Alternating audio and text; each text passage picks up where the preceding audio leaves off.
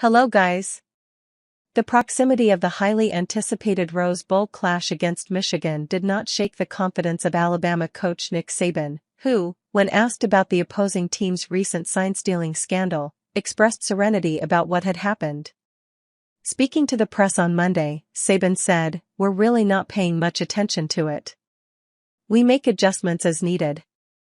Our focus is on executing well on what we need to do, and these external issues don't affect us." Michigan team analyst Connor Stalions resigned 2 weeks after a suspension amid allegations he purchased tickets to 35 games involving Michigan's future opponents over several seasons. This practice, prohibited by NCAA rules, was intended to provide in-person observations. Coach Jim Harbaugh denied any knowledge of Stalions' activities, saying he was not involved in off-campus observations. Harbaugh was suspended from the final 3 regular season games by the Big Ten while an NCAA investigation was still ongoing. The Wolverines, 13-0, clinched first place in the college football playoff, while the Crimson Tide, 12-1, maintained their undefeated position in Florida in controversial fashion.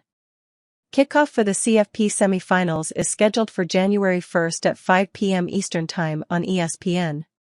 Now opinion. Nick Saban's calm demeanor reflects the Alabama team's confidence in staying focused on performance, even amid controversial events.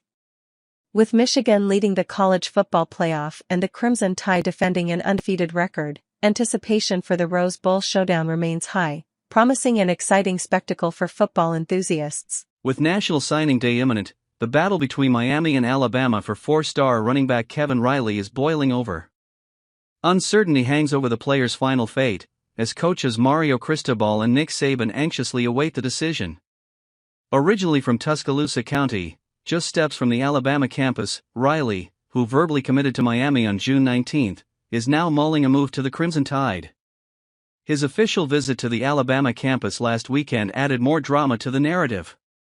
In an interview with CaneSport on 3 after the visit, Riley shared his reflections. "Between the two schools, they're both wonderful to go to. And when I made my final decision, I was really just telling myself to go wherever my heart feels that it is best for me. That will be the place for me. Just do what my heart tells me to do. Today and tomorrow will be days of much reflection for me, because I will make my decision soon, because I will sign on Wednesday." The suspense surrounding Riley's selection adds excitement to National Signing Day, as fans and recruiters wait to see if Miami can keep its verbal pledge or if Alabama will win the talented running back's signature. And what do we have to say?